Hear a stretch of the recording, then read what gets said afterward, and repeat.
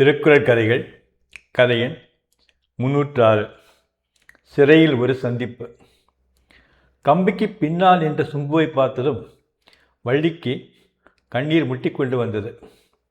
எப்படி இருக்க வள்ளி? குழந்தைங்க எப்படி இருக்காங்க என்றான் சுப்பு. நீங்கள் இப்படி ஜெயிலில் இருக்கச்ச நாங்கள் எப்படி சந்தோஷமாக இருக்க முடியும் என்றாள் வள்ளி இம்மல்களுக்கிடையே. கவலைப்படாத, சீக்கிரமே ஜாமீன் கிடச்சிடும்னு வக்கீல் சொல்லியிருக்காரு என்றான் சுப்பு.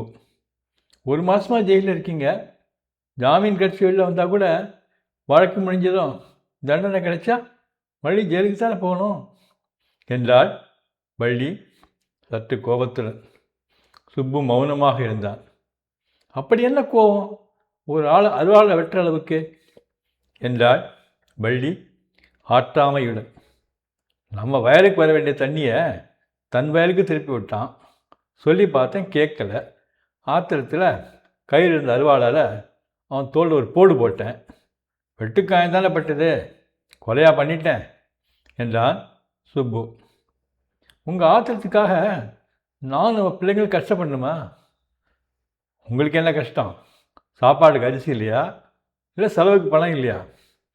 என்ன மாதிரி ஜெயிலுக்கு இல்லையா தின்னுட்டுருக்கீங்க என்றான் சுப்பு எரிச்சலுடன். சாப்பாடு மட்டும் கிடச்சிட்டா போதுமா? என்னால் வெளியில் நடமாடவே முடியல.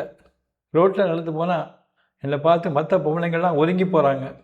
சில பேர் என் காது விடவே, சுப்பு பொண்டாட்டி போகிறா, அவகிட்ட எதுவும் ஒம்பு வச்சுக்காதீங்க, அவள் புருஷன் வந்து ஜெயிலில் வந்து வெட்டி போட்டுடும், ஜாக்கிரதை இன்னும் கேலியாக பேசிக்கிறாங்க.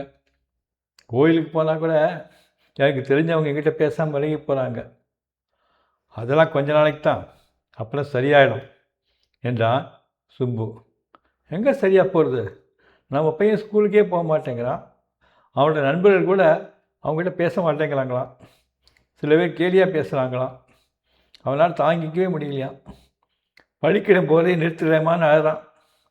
நம்ம பொண்ணு சின்ன குழந்த, ஏம்மா நீ யாரும் விளையாட்டுக்கே சேர்த்துக்க மாட்டேங்காங்கன்னு எங்கிட்ட வந்து அழுறா என்றாள் வள்ளி. சுப்புவின் அடிவயிற்றிலிருந்து ஏதோ வந்து அவன் தொண்டையை அடைப்பது போல் இருந்தது. அறத்துப்பால் துறவரவியல் அதிகாரம் 31 வெகுளாமை. குறள் 305. சினம் என்னும் சேர்ந்தாரை கொல்லி இனம் என்னும் ஏமப்பனையை சுடும். பொருள்: தன்னுடன் இணைந்தவரை அழிக்கும் சினம் என்ற நெருப்பு ஒருவருடைய சுற்றத்தாரையும் அவருக்கு துணையாக இருப்பவர்களையும் கூட அழித்துவிடும். நன்றி.